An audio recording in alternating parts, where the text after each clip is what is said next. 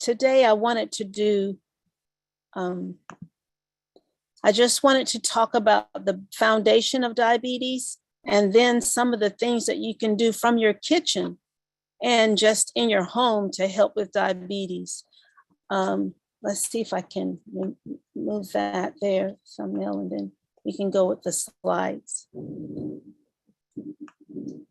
I first want to talk about what is diabetes mellitus. What is that really? In the old days, we call it sugar because it does make I think the early diagnosis, they would taste the urine, and if it was really sweet, they knew someone was diabetic. But we've come a little farther than that.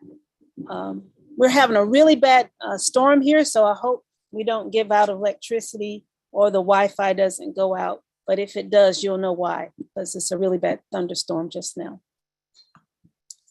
I want to answer these questions here, like what is diabetes? The title here was, why is it so prevalent? Yeah, our electricity just went out, but I hope you all, can you still see me? I don't know. Can I get some feedback just to know? We can see you. We can see. Okay. All That's right. okay. Okay. We can hear you. That's a blessing. Your electricity. We had a bad storm earlier, so. Yeah, electricity is going out. It's raining and a little bit of hail. So we'll see how far this goes. Let's try our best and let God do the rest. What is diabetes? There are two types of diabetes, 1 and 2 gestational, several types of diabetes we'll talk about. How do you know if you have it? What are the major risk factors? What are the major causes, and how to prevent it?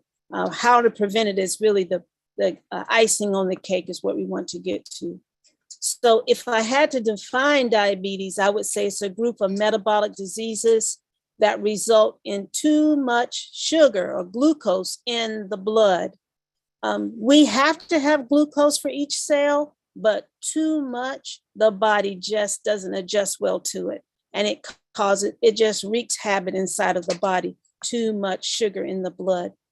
The common types of diabetes is type 2, that's adult onset diabetes. Usually you are, not in juvenile ages when you get this. Purely usually due to lifestyle. It can be on a genetic scope, but usually it's due to lifestyle while people get type 2. Gestational diabetes is what happens when a woman is pregnant and she has diabetes. Pre-diabetes, so many people are pre-diabetic and they don't know it. This is you having numbers that are showing that if you continue with the same lifestyle, you will have type 2 diabetes. Type 1 diabetes is actually an autoimmune disease or deficiency, and this is when the pancreas does not produce insulin at all. So here we go, type 1, juvenile. That means they're minors that get diabetes. This is 5% of the diabetics. So that means 90 to 95% are type 2. This is when the pancreas no longer produces insulin at all. And like I mentioned, it is an autoimmune disease. And then you have type 2, adult onset, about 95%. The pancreas does have beta cells and it does produce insulin. But what is wrong is that the cells in the body are resistant to the insulin. And we're going to talk about why are the cells resistant to the insulin. Let's look at type 1 just a minute before we get to that. Type 1 people have to take insulin on the most part. There are some unique incidences that people don't, but on the most part, type 1 diabetics have to take insulin because their body does not make it. But with a healthy lifestyle, good exercise, eating well, I would advise them to do a plant-based diet. They usually can do well most of their life, and they can reduce the amount of insulin that they take in if they practice a good lifestyle. Let's look at this chart here about the adult diabetes type 2.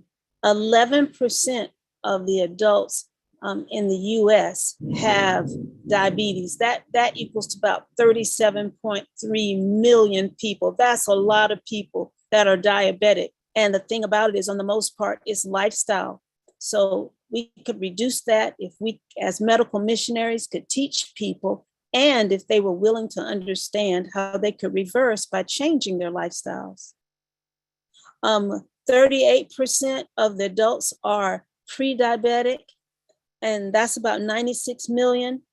And we're told about a lot of them do not even know it, that they are diabetic. And that's the dangerous thing. I'll talk to you why that is so dangerous. Let's look here in the United States. This is a map of the United States. And the more red or toward burgundy we get are the states that have the highest prevalence of type 2 diabetes. You can see all these nice, beautiful southern states where the king of fried fish appetites are the ones that are really red, dark red here. South Carolina, I'm surprised North Carolina is not, that's where I'm from, is not as red as South Carolina, but you can see the areas that have the largest prevalence. I think Mississippi has the highest. It used to be, but I can see here West Virginia now of 2017 is considered the highest level of diabetes. This is a world view, and the reason why I put this slide here is diabetes is a global, it says an epidemic, but I really think it's a pandemic. It's a global problem.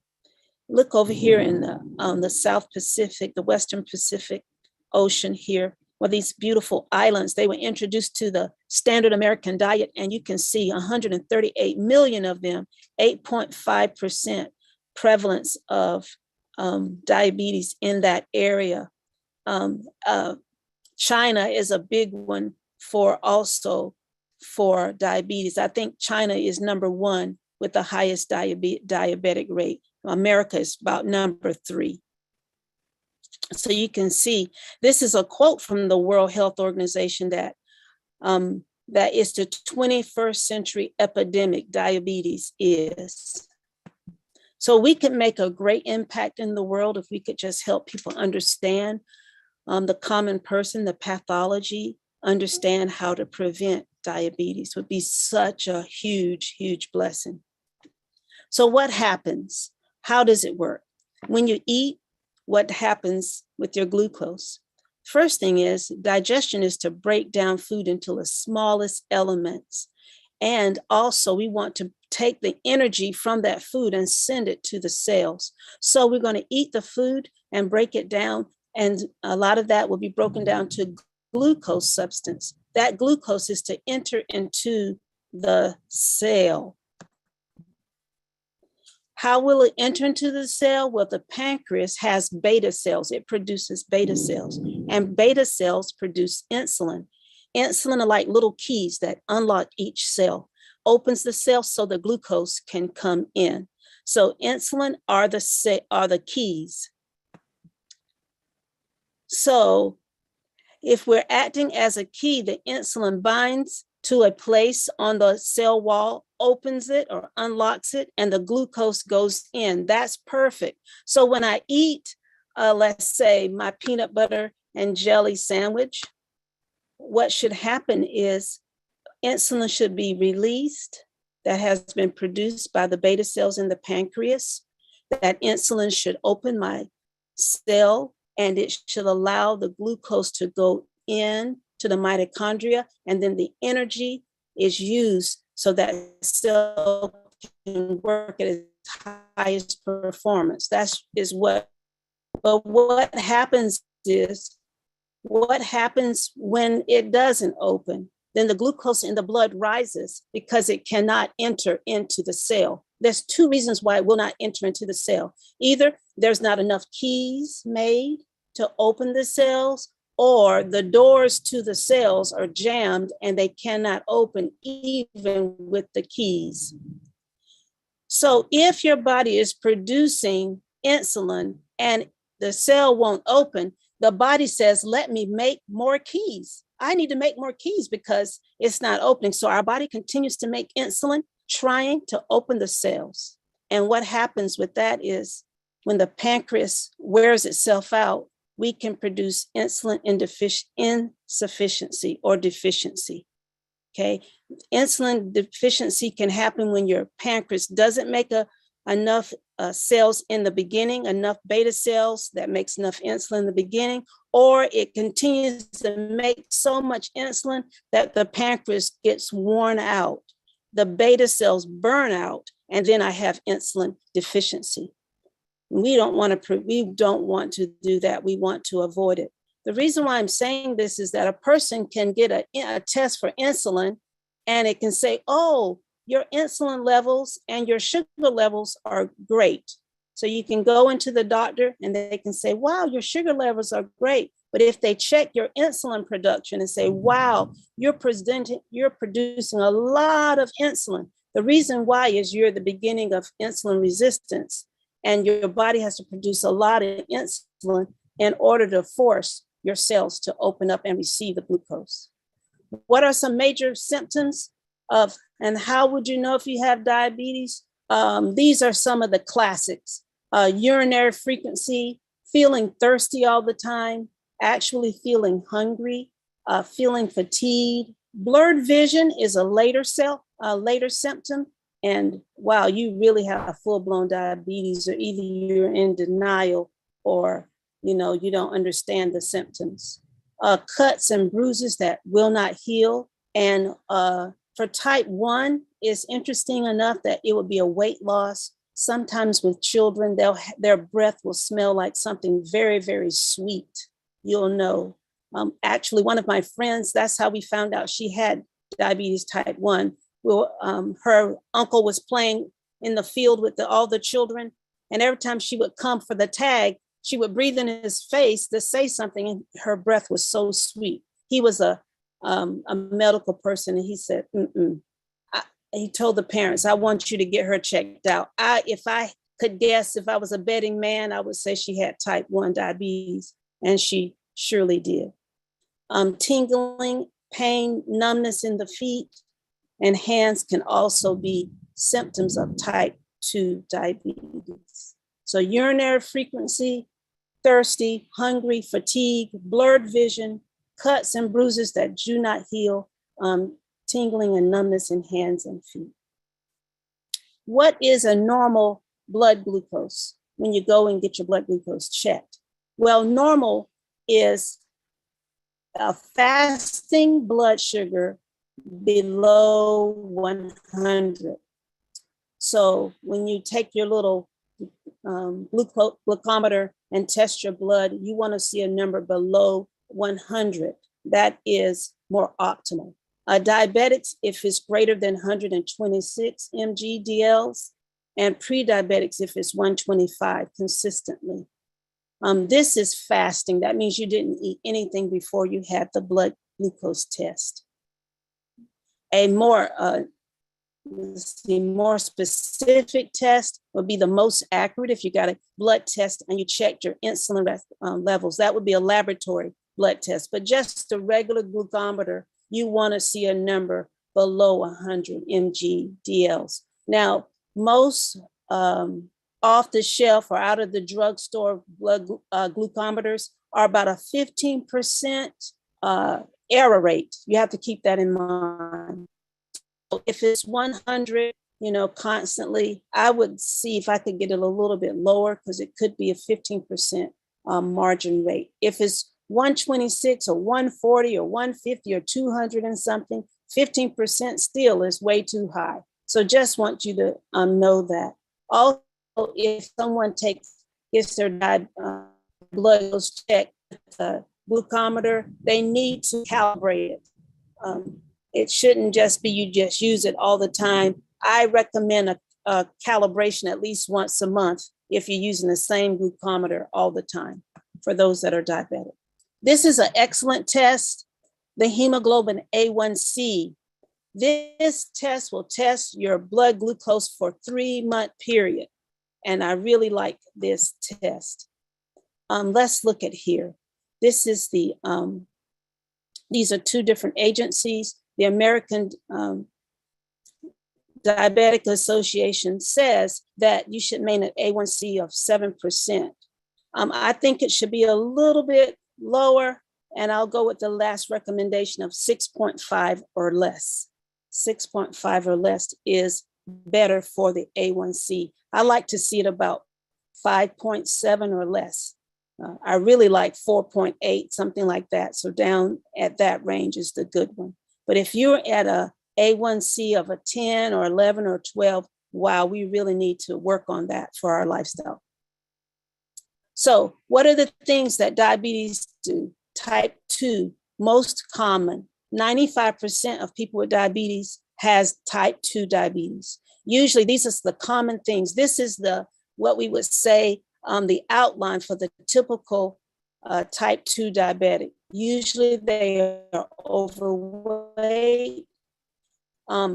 Usually they're 45 and older. They're physically inactive. They have a parent or siblings with type 2 diabetes. Unfortunately, African Americans and Native Americans and people of color, Hispanics and Pacific Islanders have more diabetes than our Caucasians. But I think that's catching up. Have abnormal cholesterol levels. Usually diabetes and high cholesterol go together like brother and sister, okay? Usually. People who've had gestational diabetes, that means you had diabetes when you were pregnant, are more prone to diabetes type 2. And guess what? So are the babies that are born when they weigh 9+ pounds. Diabetes and high blood pressure go together. All these lifestyle diseases go right together. But obesity is the leading risk of diabetes. Is considered, I thought this was an interesting quote from the World Health Organization, that obesity is considered one of the top 3 social burdens by human beings, created by human beings. I thought that was a very interesting quote by the WHO, the World Health Organization.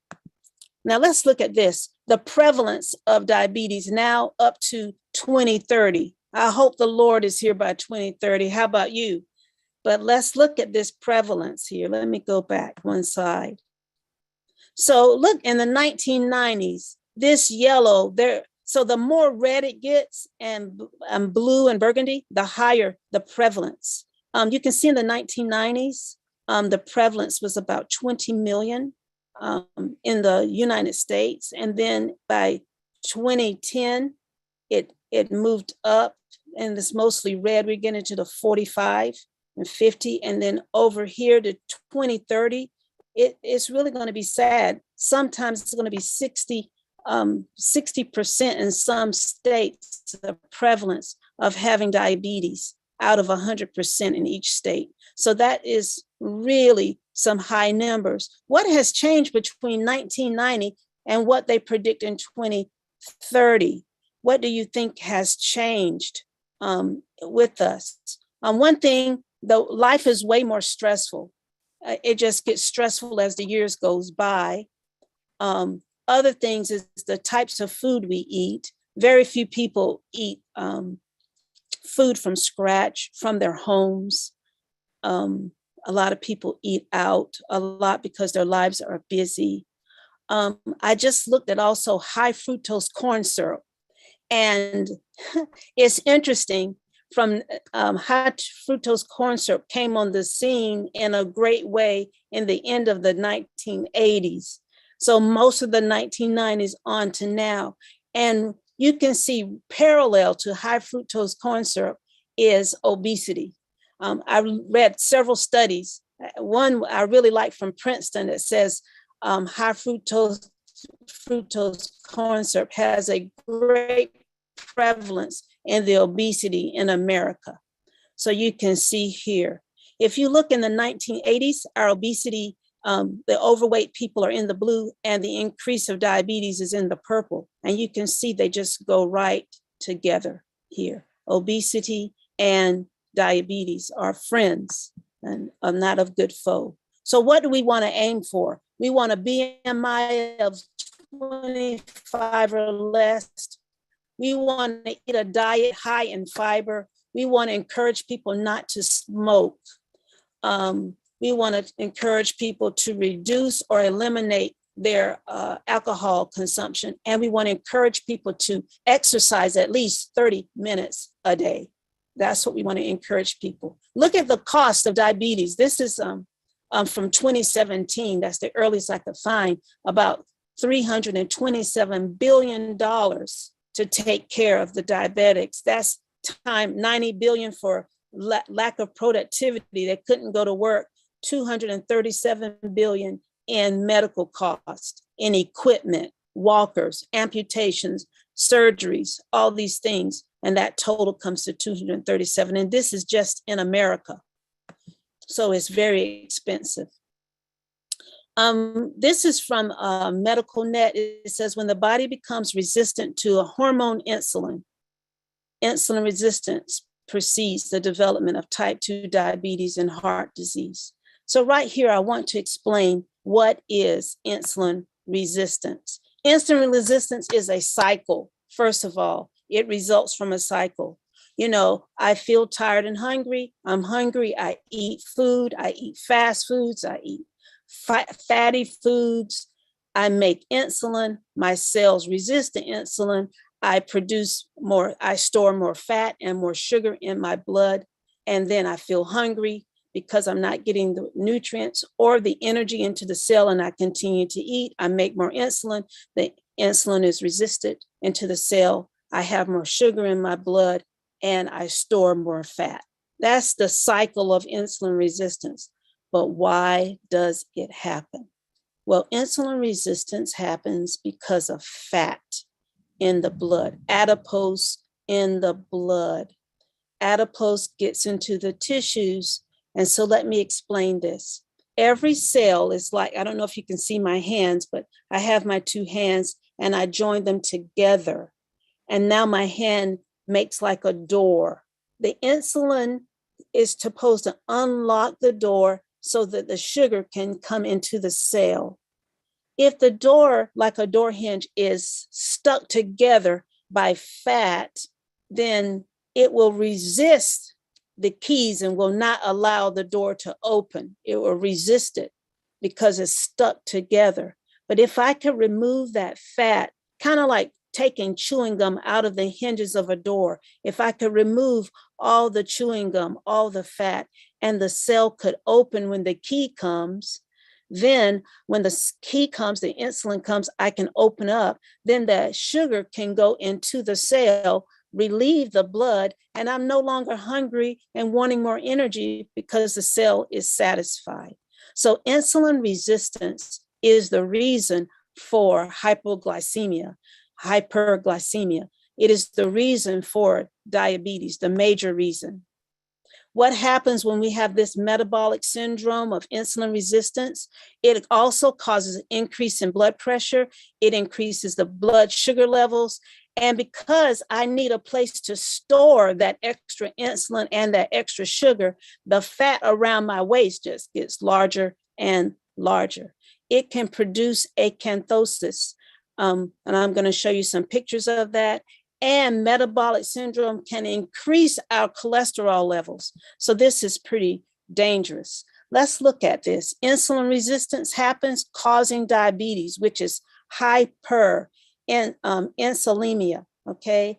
And this hyperinsulinemia, or the sugar in my blood, causes type 2 diabetes, obesity, cancer, low HDL, and chronic inflammation, hypertension, and atherosclerosis.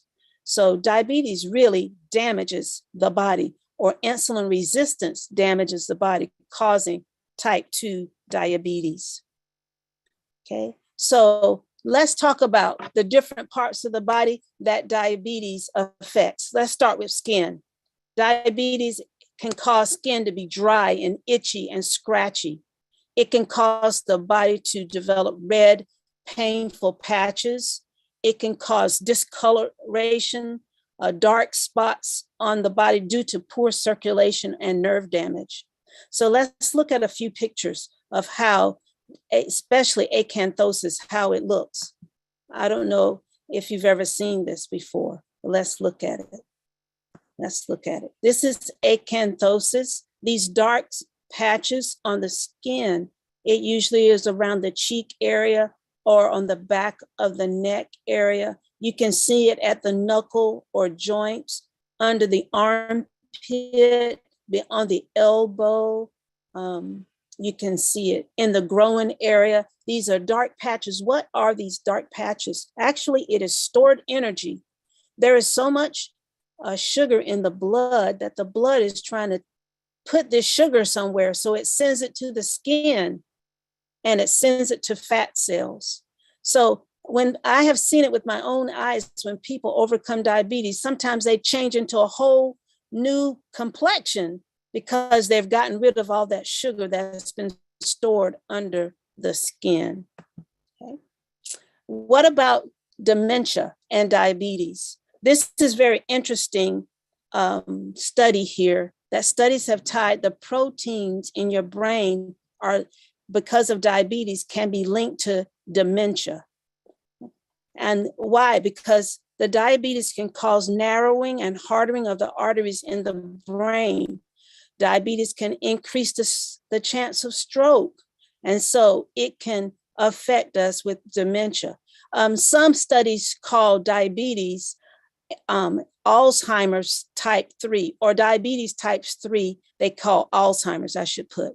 So that's kind of interesting that the diabetes or the sugar levels in the brain can really damage neuron cells, and neuron cells are irreplaceable. So that is why. What about the mind, diabetes and the mind? I thought this was pretty interesting compared to someone without diabetes. A diabetic is 2 to 3 times more likely to be depressed. Why? The stress hormones that are affected by the blood sugar, dealing with the ongoing problems of managing their diabetes is very stressful. Okay. Diabetes itself, with a lot of blood, sugar in the blood, can change the mood. And many people feel burnt out, and many people are in denial of their true condition of diabetes. And all of these can lower the mood, increase stress, and cause depression. So diabetes, 2 to 3 times more likely to be depressed, which means when you're depressed, you don't even monitor your disease correctly. Diabetes is the top cause of blindness in adults in America. And so diabetes and the sun cause retinopathy. So it just destroys those small, delicate blood vessels in the eye and can lead to blindness. Not only the eyesight as a senses, but the sense of smell and taste are compromised by diabetes. A pre-diabetic, usually they have already lost some of their sensation of hearing, 30% chance that they've lost some of their hearing. So if you're going, what did you say? Excuse me, I didn't hear you. Can you repeat it again? We should look at it and see, is there any chance that I'm having a problem with diabetes? Also, the sense of taste is changed. And I want to remind you that the sense of taste can also show that we have the beginning sets of Alzheimer's, which is also can be caused by diabetes. Diabetes and sex. Erectile dysfunction is a canary in the coal mine, if you know what I mean. Erectile dysfunction can be due to coronary disease or diabetes, or a combination of both. Even women with diabetes, you can have a drop in sexual drive, your libido is dropped, lubrication drops, and painful intercourse because of the sugar in the blood. The lowered nerve flow in that area also can cause a problem with proper orgasm. So these are some of the things that can happen with diabetes. The next thing is, let me just turn this off. Um, Nearly all diabetics, I've said this already, have cholesterol problems. They have high triglycerides. It just goes together. They have a low HDL, which is the low HDL. This is the good cholesterol that sends the extra cholesterol to the liver. Now, we need cholesterol. It helps us with vitamin D. It helps the organs function, but we don't need too much cholesterol. And so we call the LDL the low cholesterol because it is the most waxy substance that's produced. The HDL is the cholesterol that pushes the other bad cholesterols to the liver so that they can be destroyed. So we want to reduce our high triglycerides. And when you have really sweet blood, it encourages the triglycerides to increase. Let's look at this, complications for uncontrolled diabetes. We see this. The largest number of adults needing amputations is due to diabetes. Diabetes can cause heart disease. It can cause strokes. I just told you it can damage the blood vessels and cause blindness. And it is one of the number one reasons for kidney failure and for being on chronic dialysis. Okay. I thought this diabetes and disabilities other than blindness, you have diabetes and amputations. This is interesting. Worldwide, every 30 seconds, a lower limb is lost as a consequence of diabetes. It's usually the foot is the number one amputee. It starts with the toe, a couple of toes, all the toes, half the foot, and we're just dying in pieces, the leg and on upward. The reason why is for this peripheral artery disease. The sugar in the blood is really damaging the nerves and the arteries, decreasing the circulation to these distal extremities. Diabetes neuropathy, I can't feel well because the nerve damage to the feet, and I can burn my foot or stomp that foot and I don't feel the pain. It becomes a wound that won't heal. And the next thing you know, gangrene sets in. And there we go, chopping off 1, 2, 3 toes, foot, leg, which increases depression as well. So diabetes is really hyperglycemia is what diabetes is. And its long-term effects are really deadly and debilitating. And I just want to review them again: blindness, kidney disease, nerve damage, amputations, heart disease, stroke, and loss of circulation. These are the things that happen with diabetes. So it's a very dangerous disease, but praise the Lord, it's very preventable. I looked at this chart. I thought it was very interesting. And this is the life of, that can be the life of a diabetic. First, it starts with genetic susceptibility. That means I may be genetically prone. For me, I'm genetically prone to be overweight, so I have to really fight it.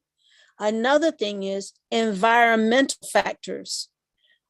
Environment, I include where you live. I know there was a documentary that showed, diseases traced by your zip code. For example, I'm from North Carolina, and the zip code of 27610 is where the Black folks live, people like me. Well, in that neighborhood, there's it's better now, but growing up, little access to fresh fruits and vegetables, very little education about that. We had to go on the north side of town to the zip code of 27604 to get good, nutritious foods at a reasonable price. So if you didn't have a car to go over to the north side and you're just over here where there's very little fruits and vegetables, and there's a Popeyes and a Bojangles and a Burger King on every corner, then they're living in an environment that's going to lead them to obesity and these other diseases. So we have environmental factors. The next one we have is nutritional factors. Am I educated on what I should eat? So yes, genetics can be a part, but also my environment and what I'm putting in my mouth has a big one. Am I physically active or am I inactive? Or am I too busy trying to work 2 or 3 jobs just to live to exercise? So we have obesity due to these factors. And then the obesity and the foods I'm eating leads to insulin resistance. And then to be able to take in the glucose, I become intolerant. My body does not take in the glucose, so I become insulin resistance. And then that increases the blood sugars. And then the increased blood sugars unchecked or not correctly managed leads to these diseases here that we mentioned. And then the next thing is blindness, renal failure, heart disease, and amputation, and end in death. This is a sad slide here, but it does not have to be. We can educate people. Diabetes is the 7th leading cause of death in America. But if you add all the things that lead to death, I think it's probably number 2. Heart disease is number 1. Cancer is number 2. I would put diabetes maybe number 3 when you add heart disease, renal failure, and these other things with just the diabetes. But let's see what we can do these last minutes of what we can do to educate people. First of all, screening is very important. We need to encourage people to do these things. If you're depressed, we should get checked out about that as needed. But we should get our eyes dilated at least once a year and checked out. Cholesterol and triglycerides should be tested at least once a year. A dental checkup at least twice a year, every 6 months. A1C test, I believe if you're questioning it and you're not sure and you haven't had one, at least twice a year. If not, if you can't do it twice a year, at least once a year, get an A1C test. Blood pressure check should be pretty regular. I think people who are not diagnosed with high blood pressure should get a high blood pressure check at least twice a year. If you have high blood pressure, you should check it often, and you should keep a record of your blood pressure. Waist circumference. If your waist is larger than your hips, this is a heart disease risk. So we want to check our waist and hip circumference. Urine test at least once a year. This should be a clean catch urine test once a year.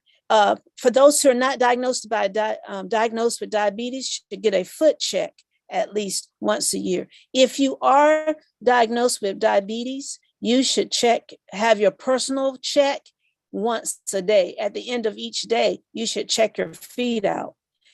And you should have a professional foot check at least 4 times a year. So that's some of the screenings. What do we want? We want a hemoglobin, I would say below 6.5, 6.5 or less. You want a blood pressure below 130/80. Really, the new stats say that our blood pressure should be below 120/80. You want your HDLs for men to be less than 40, and for women less than 50. Your LDLs greater than 100, and your triglycerides greater than 150. I don't think I'm saying that right. Less or greater than. So what can happen? If people could manage their blood glucoses very well, this is what happens. We could lower the chance of kidney disease in a type 1 diabetic by 56%. Nerve damage could lower by 60%, and eye damage and the chance of going blind, we could lower it by 76% if it's controlled and managed correctly. The type 2 heart attacks can be reduced by 16% if we could keep the A1C to a target range. Eye damage about 21%, and kidney disease risk can be lowered by 34%.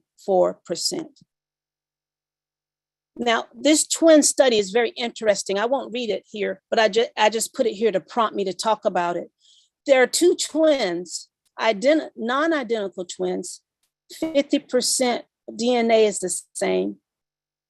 We found that 1 out of 400 of them, identical twins, that if they ate the same diet, one would get diabetes and the one wouldn't. So yes, DNA has a part. But then we have another study that they're identical twins, 100%, especially mirror twins, 100% of the same DNA. And what we found is if they lifestyle, one had a good lifestyle and one didn't, the one with the good lifestyle wouldn't get diabetes, even if they had predisposition to it. And the one with the bad diabetes, the bad lifestyle would get the diabetes. So I put this analogy here that the gun is our life and the bullets are put in by our genetics, but we have the choice of pulling the trigger or not by our lifestyle. We have the choice. So genetics is about a 2% effect on our bodies, especially when it comes to lifestyle diseases. So lifestyle is about a 98% effect if we could change our lifestyle. Let me tell you a little story. There was a man married to a lady, and every time she would cook this ham, she would cut off both ends of the ham. So he would buy this big old ham and put it in the roaster, and she would say, we can't put it in the oven yet. And she would cut off the two ends. And he wondered, why does she cut off the two ends? Not that I'm advocating ham, but I just want to tell the story.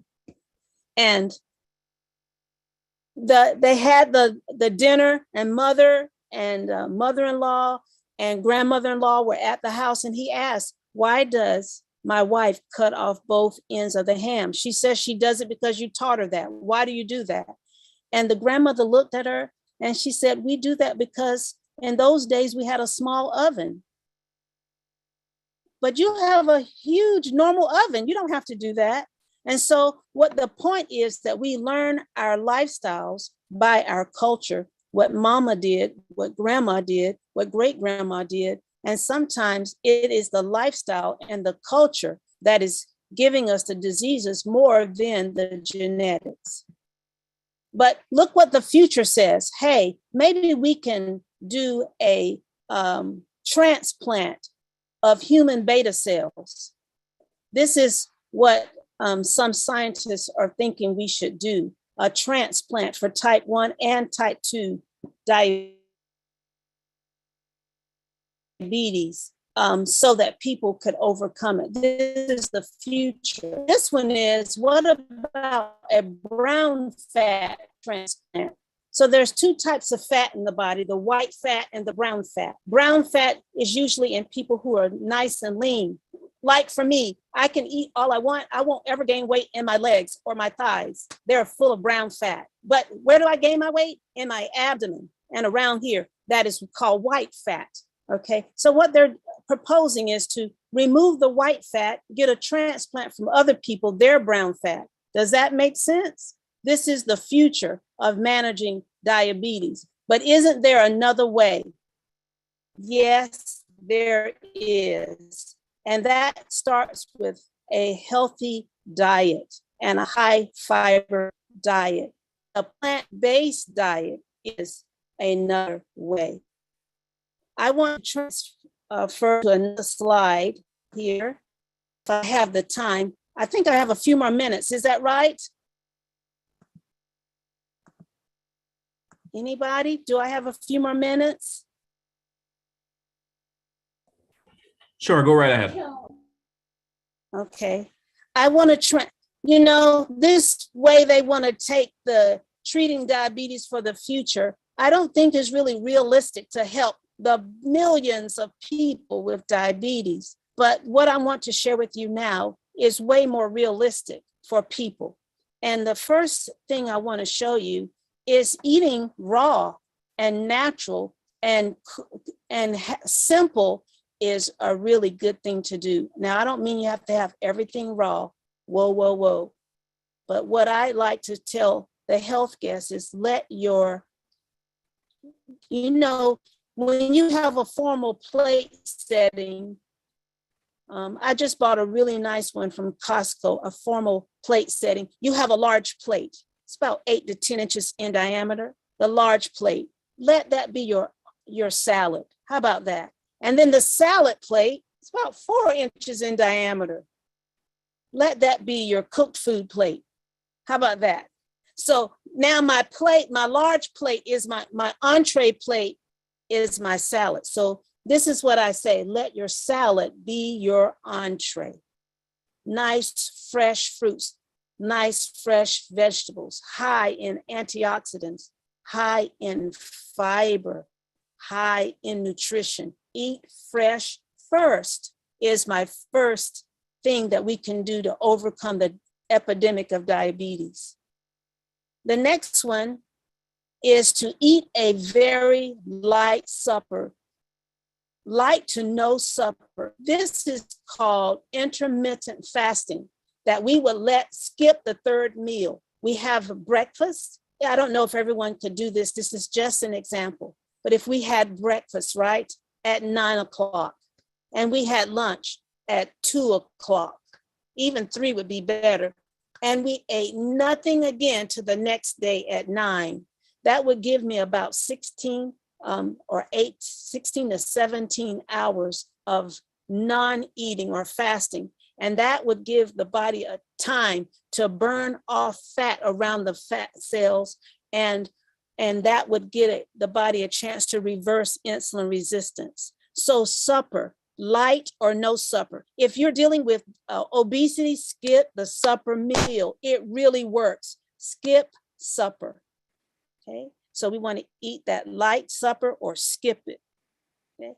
If you really are trying to control the blood glucose, let the evening meal, if you have to eat something, a salad is wonderful. Let me tell you a little tip here. The Romans used to eat salad so that they could sleep well at night.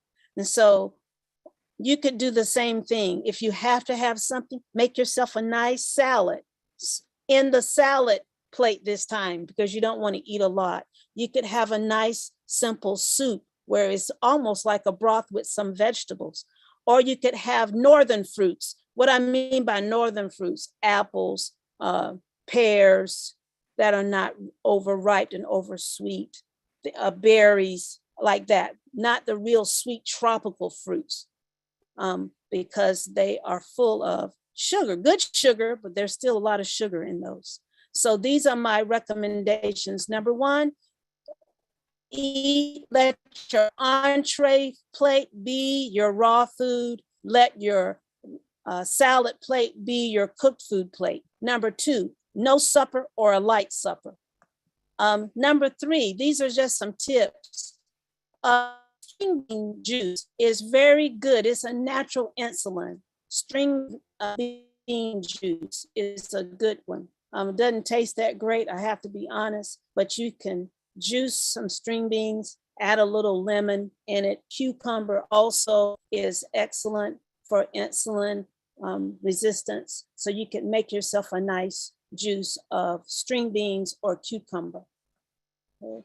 Exercise, we were made to move. Exercise has the potential to be your insulin, okay? It can help you reduce your insulin rates by moving your body, okay? Every day. What I suggest, if you're not exercising at all, maybe you need to be checked by your physician. But if you have been exercising, at least 15 minutes, start there, then increase it to 30 minutes a day, at least 3 times a week.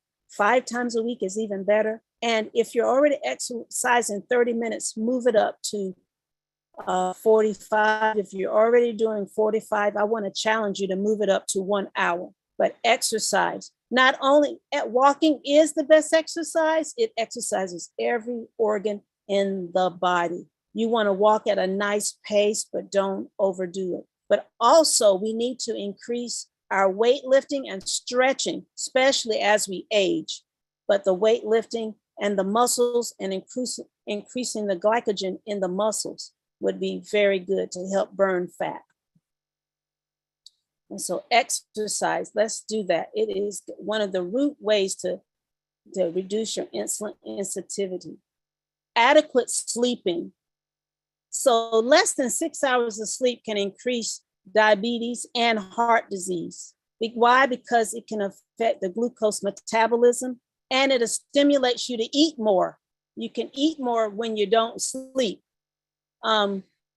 Glucose, it decreases glucose tolerance and increases the production of stress hormones. So you want to sleep. How much should you sleep? Children, little babies, 10 hours. Up to teenagers, 9 hours. Adults that work every day, 8 hours. And then after retirement, 8 to 6 hours is what they recommend. If you're an adult and you're sleeping 9 to 10 to 12 hours, that can have the same effect as sleeping too little. So we want to get it right. About 8 to 9 hours at the most. 10 to 12 is too much for any adult to sleep. Reduce your stress. I would say the first way we can reduce our stress is to 100% trust in the living God to take care of our problems. And the other one is to manage our priorities. And especially, it's okay to say no. I just can't do it. My plate is already full. So these are some of the major things. Managing our time, managing our spending, managing our families, reducing our stress. If you work at a high stress job, figure out ways to reduce the stress. Maybe delegate more if you are one in a leadership position. Maybe express your need for more help if you're in an employee's position. But figure out how to manage your stress. If you're in ministry, do what you can, but God never asked you to do everything. So we need to be balanced in our minds and in our daily lives so that we can reduce stress. Okay. Let your food be your medicine, as Hippocrates said. Listen to this one. Basil is very good in helping to lower stress. Make a pesto or put basil leaves in your water, crush them up and put them in your water as infused water. Eat it fresh in your food, add it to your salad. But basil is an excellent way to lower stress. Bitter melon, a wonderful way. We give it in tablets, but fresh is good. Dehydrated is good. Make a soup out of it, but fresh is best. Even people juice it with string bean juice and cucumber and drink it for blood glucose. But the bitter melon is one of those foods that is very good for the blood glucose. This is Indian blackberries. It is help to control insulin spikes. So Indian blackberries, but regular blackberries can do the same. What about this? Healing foods we have. I want to skip to this. What can help with neuropathy? What can help with that? Just the plant-based diet. Eating a plant-based diet can very much help with neuropathy. Reason why it's going to reverse insulin resistance. Garlic is very good in lowering the serum insulin and the liver glycogen. This is very good. It also helps to lower the cholesterol, and it can help make the heart and the blood pressure. Well, it makes the heart more efficient and can cause dilation of the blood vessels to lower the blood pressure. That's just garlic. How do you eat it? Well, you can eat it raw when it's minced or chopped very well in something, a salad or something like that. You can lightly steam it and have it raw. That's what we do at the Lifestyle Center. We give everybody 4 to 6 cloves. Those are the small ones, not bulbs, but cloves of garlic at each meal. Be careful, because if someone's on a blood pressure medication, the garlic can thin the blood too much, or if they're on a blood thinning medications also. So garlic is very good for that. I better hurry up. My computer's about to go out and I don't have any electricity. Onions are very good to lower the LDLs and to prevent blood clotting. And I like it because it can reduce the blood glucose. Apples are high in fiber. It can help control the blood glucose. You don't have these spikes and dips. And legumes. We are asked to do 1 cup of beans for a diabetic once at each meal. So twice a day, have your beans. Beans and grains in the morning for breakfast with your fruits, northern fruits, and beans and grains with your lunch, with your salad. This is a wonderful way to start. And no third meal, just drink water till the next day for your next bean and grain and fruits. So bean and grains in the morning for breakfast with your fruits, beans and the same bean and grain in the lunchtime with your salad. A great way to start. Okay. Why? Legumes have 15 to 30% of fiber, and that fiber helps control the blood glucose. It also helps to push out the cholesterol, which will lower the blood pressure. And it will actually increase the potassium, which is good. Artichokes, they also reduce blood glucose. Why? Because they're so high in soluble fiber. And wheat germ, high in vitamin B, which will help with the stress. High in vitamin E, antioxidant. High in magnesium, which lowers the blood glucose. So you can see that we have all these wonderful foods that can help us. Celery, high in fiber. Avocado, natural fat that won't cause insulin resistance. And your fruits has the right amount of sugar packed with fiber and water. So if you're diabetic, you want to kind of stay away from the dried fruits. They are without the water and they're so concentrated. You want to stay away from those. Eat the fresh fruits. The nuts, no more than 1/4 of a cup of nuts a day. I would include it in the breakfast meal. And the whole grains, you can have them twice a day for breakfast and for lunch. I would separate the time I eat my fruits from my vegetables at different meal times. What are the minerals? Vitamin C, magnesium, and chromium, very good. The chromium and the magnesium are good for the heart. Wound for the vitamin C and helps facilitate your insulin, okay? Increases the vitamin C, helps reduce the blood glucose in the red blood cells. I'm rushing because my computer is about to die because I don't have any electricity. You don't just have to take a supplement, but look at all the things that are full of vitamin C. Your red peppers, not just orange. Your orange is 70 milligrams of vitamin C, but your red pepper is 141, and your Brussels sprouts are higher than an orange. And so you have this. Even your kale has 27 milligrams of vitamin C. So there's so many ways you can get vitamin C. Magnesium deficiency is common in diabetics, but we want it for the heart and for the eyes. We want the magnesium. Also, the magnesium will help us to relax and to sleep better at night. The recommended dose is 400 milligrams daily. The average intake is way lower. You can see it, 143 to 266 milligrams. So that's pretty low. Refined foods, remember this, refined foods are not foods and they don't have much magnesium. But look, soybeans, 260 milligrams, quinoa, 177, almonds, 100. This is beautiful. Great Northerns, 173.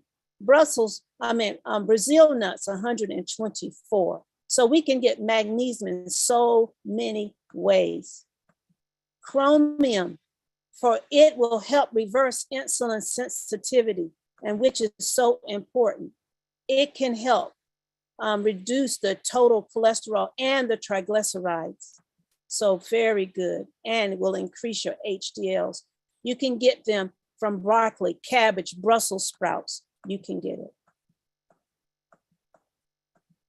Okay.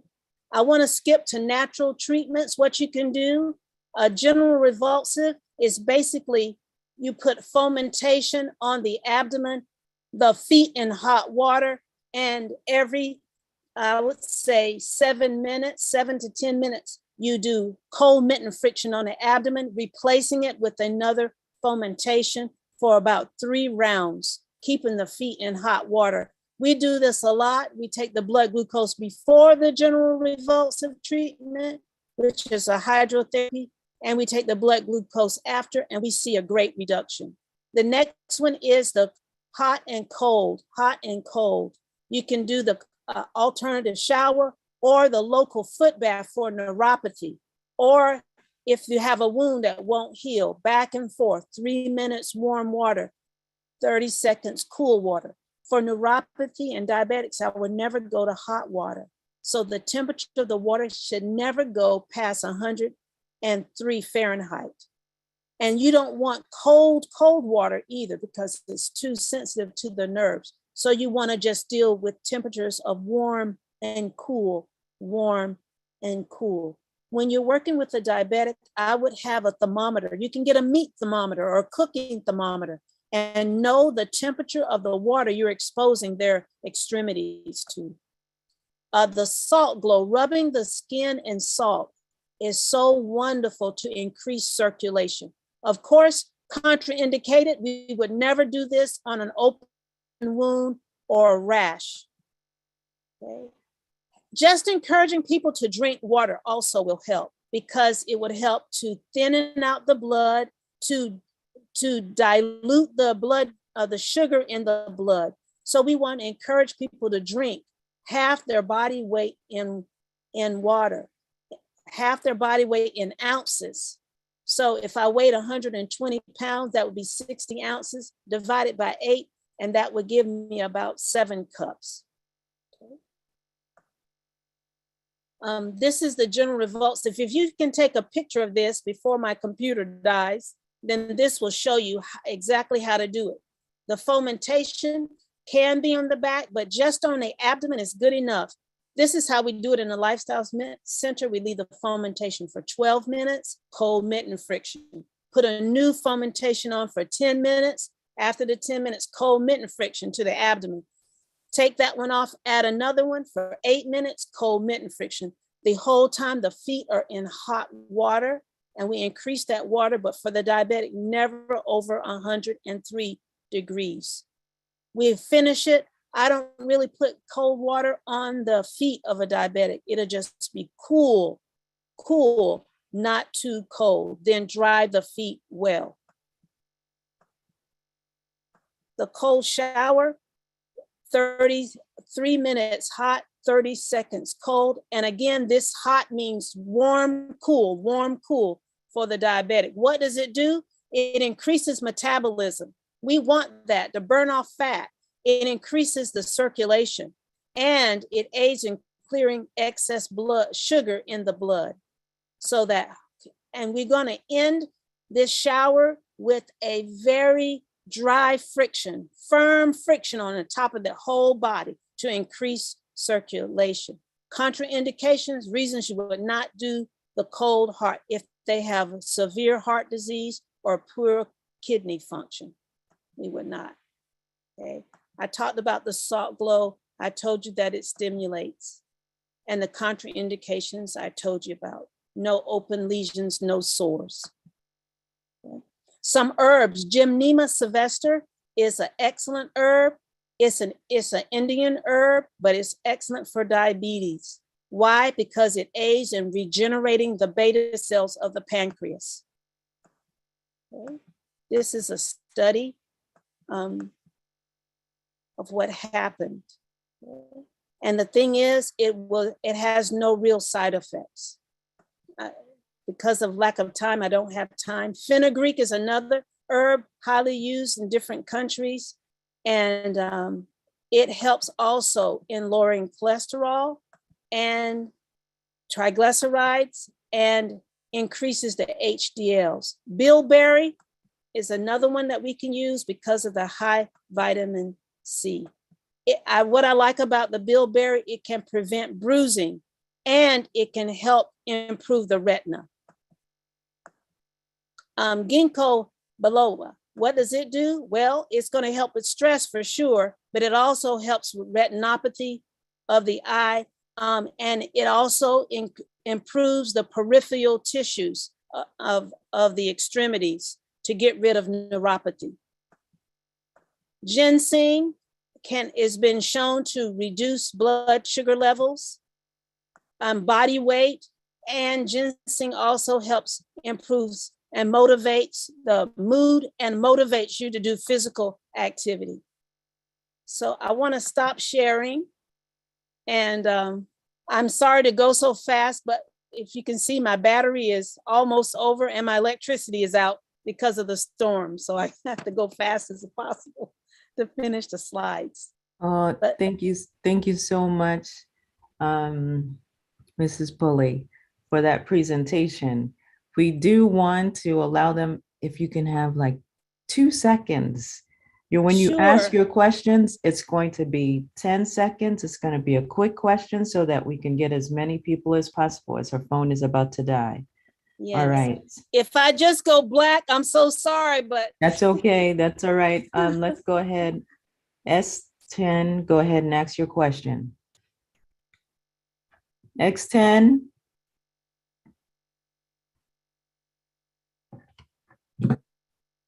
All right. Is there anyone else that would like? Okay, go really quick. S10, go ahead. Okay, good evening. Thank you so much for such a presentation. Good evening. Beautiful. My question is, you said an Indian herb which is good for lowering the blood glucose, but I didn't catch the name. The name is Gymnema sylvester. Let's see if I can go back Please, to my if you could give slide. me- Let's see. Let me go We'll back. we'll put it up in the chat for Okay, you. thank We'll you. put it in the Okay. chat for her. Thank Okay. you. Okay, do we have any more questions quickly for Ms. Pulley? Ms. Pulley, you talked about the hot and cold to the abdomen and heat to the feet. That's a little abnormal. So can you explain that just quickly? Yes, this hydrotherapy is called, we call it general revulsive for what it does. So the feet in hot water is going to decongest all the organs of the abdomen, okay, including the pancreas. So you're going to put the Wonderful. feet in hot water like a hot foot bath. But for the diabetic, I'm pleading with you, you have to know the temperature of the water. You can't trust him. Is it hot? You can't trust him because not that you can't trust a person, but their condition. If they have neuropathy, how do they know if it's too hot? So you have to know the temperature of the water.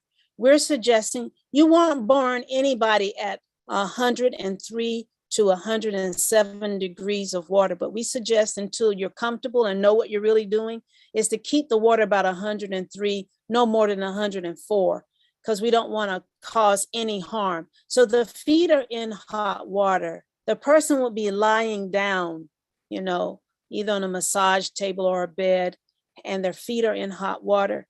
Fomentations, what is that doing on the stomach? So across the pancreas and liver, what in the world is that doing? Well, the heat, what is it doing? It's drawing blood deeper into the cells. And then the cold water so it's this back and forth circulation, drawing it deep, then bringing it toward the skin, then drawing it deep, and then toward the skin, kind of activating the pancreas.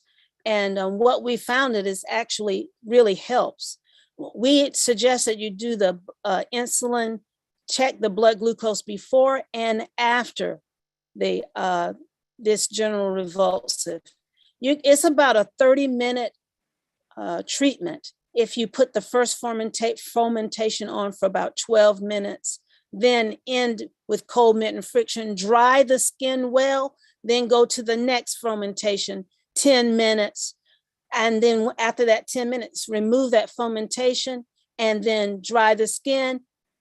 Cold mitt and friction for 30 seconds, dry the skin and apply the third fomentation, 8 minutes, then dry the skin and then cold mitt and friction. At the whole time, the feet are in water and you're going to maintain that temperature of about 103, 104 degrees Fahrenheit. Thank you. Thank you so much. Okay, quickly, is anyone else with any questions for Mrs. Pulley? Anyone that has any questions? Mrs. Pulley, it's amazing. We did not talk much, and I didn't know that you were going to mention the Gymnema Silvestri, because I know I say Silvestri, you say Sylvester. I'm sorry, but That's okay. I learned about it years ago, and you guys really need to find out about that herb. I learned about it years ago, and there was a man that I met, and he said he was killing diabetes with just one herb. And I said, well, what is it? He couldn't remember. So I had to do the research myself. And it's just amazing. So you all need to look up that herb. I know you talked about the string beans for him. We have 2 questions. All right, let's go ahead. And we're going to ask KG to unmute. Kristen, are you able to unmute? Quickly with your question, Ms. Kristen. Not sure if she's able to unmute. We're going to go with iPhone. Go ahead, iPhone. Hi, I'm sorry, I came in late. You mentioned eating grains for both meals. What grains and in what quantity? Okay, very good. Well, first of all, I want to make a statement. Whole grains are actually good for diabetes, but they have to be whole. Refined grains are not. They're just going to turn into more sugar. Whole grains have enough fiber, and I want to eat that whole grain with a legume. That's going to give you so much fiber that will stabilize the blood glucose. What kind of grains? You can have quinoa, millet, barley, any type of grain that is a whole, hearty grain. The issue with grains are, though, that they are cooked very well. Most grains are undercooked. The diabetic cannot have refined grains. They need to be whole grains. And then they can mix it with any legume. That's lentils, northern beans, kidney beans, pinto beans, peas, doesn't matter. So the suggestion I had, and the amount, is because if you eat your fresh first, remember I said you want to eat fresh first, let your entree be your fresh foods, your salad, high in fiber, high in nutrition first, and then go to your cooked food. I don't really count calories, but I would say at least a cup of grain with a cup of legumes. And so there's the issue. There's a lot of people not eating a cup. So, that's she's making major points to you all, because that's a lifestyle change. Many people don't want to eat a cup. Go ahead, Miss Valerie, if you can ask your question pretty quickly. Well, the question is actually a confirmation that the fenugreek, I used it to lower my cholesterol and it came to normal. I was so excited. Wow. Yes. Praise the Lord. Yes. And the string beans you're talking about, you mean them raw, right? Raw string Yes, beans. if you're going to juice tip. them, they should be raw. Yes, ma'am. Yeah, and the fine. But you can add string beans to your diet. You can have them lightly steamed, or you can chop them small, make sure they're deveined, and chop them small and add it to your salad. But yeah, juicing them, if you're really trying to reverse diabetes, would be great. Okay, we have one more iPhone. Kristen, her hand is still up, but we're not able to unmute her, or she's not able to unmute. iPhone, are you able to unmute?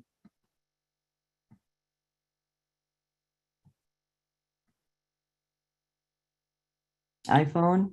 Hello, could you hear me? We can hear you. Yes. Go ahead. Oh, great. I almost couldn't get you. Good afternoon. Happy Sabbath. I just wanted to know if this is a recording I just came on maybe 10, 15 minutes ago, so I missed almost everything. Someone sent it to me. So is it a recording I can get on this or at all? Yeah, it is on YouTube right now. If you go to Healthline, you'll find it on YouTube. Okay. Could you say it again? Healthline. And Miss Pulley is also located at Heartland Wellness Center. The Lifestyle Center is Heartland Wellness Center. Okay, thank you so much. I know her. She don't. Some years ago, I went there. Thank you. Oh, wonderful. Thank you so much. All right, daughter of God, we're going to ask you to unmute. Kristen, you're still there. I don't know. I'm so sorry. Okay, daughter of God, go ahead and unmute. Yes, hi. Thank you, Sister Raina. I want to know if discoloration of the toes, does that have anything to do with circulation, or is that a pre-diabetic issue? Thank you. Discoloration of the toes is not necessarily a pre-diabetic issue. It could be for all kinds of different reasons. You mean the toenail Yes, ma'am. or the entire toe? The toenail. Now, The- discoloration can be various reasons. Yes. Okay, thank you. Mhm. And would Miss Pulley, would that mostly be fungal when you're talking Yeah, a about lot this? of times it's fungal. So we didn't even touch on that, but fungal and diabetes go hand in hand. They don't go it? hand in hand. They do. Yeah, so that's a whole nother subject. So we're gonna go ahead and we're gonna ask Miss Barrett. Okay, go ahead and unmute Miss Barrett. And if you can ask quickly, Yes. And can you hear me? we can. Go ahead. Okay. The young lady that spoke before, what she said, help for diabetes, cure diabetes. Oh, She that said was fenugreek. Mhm. Oh, fenugreek. I appreciate that. Thank you very much. And I appreciate your lecture. It was very good. And I have a Praise couple the of people Lord. in my family that have diabetes, so I will be able to pass it on. Thanks. You're welcome. Thank you, Miss Barrett. Okay, so I think we've covered everyone except for Miss Kristen. Miss Kristen, are you able to write your question in the chat? Are you able to write your question? I'm not sure, but we have one or two questions in the chat for you. I'm sorry. Can you take? Oh, I thought you were go talking right to the ahead. Yes, go ahead. Go ahead, Miss Yeah, Kristen. Actually, I want to know. She talked about the herbs and stuff. What about herbs for if you're losing your hair? Maybe the beginning of alopecia.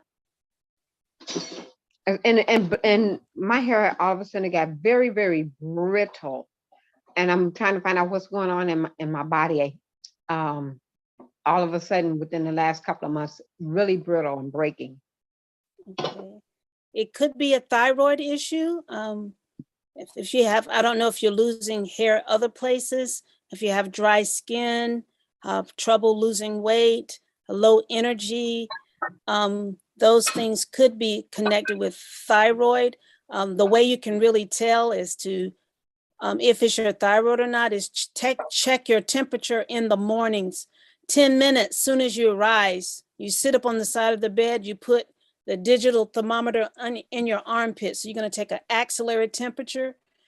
And if that is consistent for 1 week, less than 97, you could have an issue and you could increase your iodine. I don't know a lot about alopecia other than castor oil is actually very good. Massages to the area.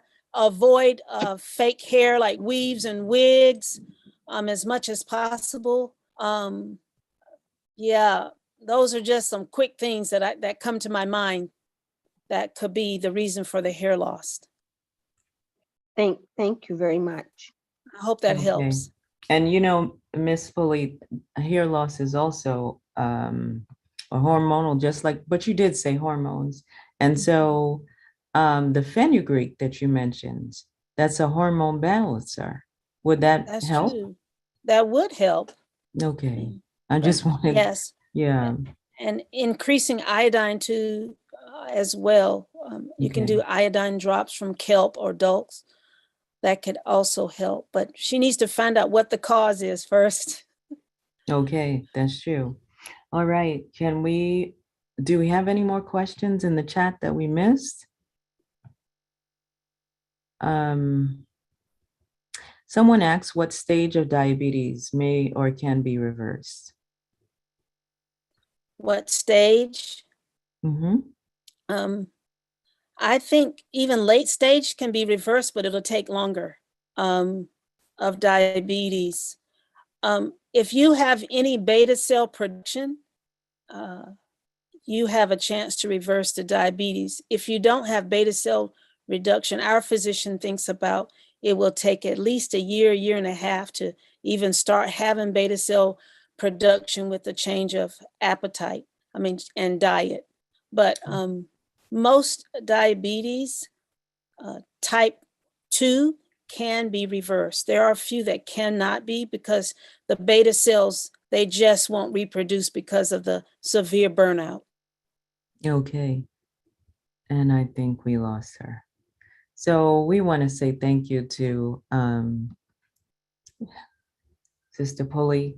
She hung on for a long time, and it's so amazing how God works, because she was able to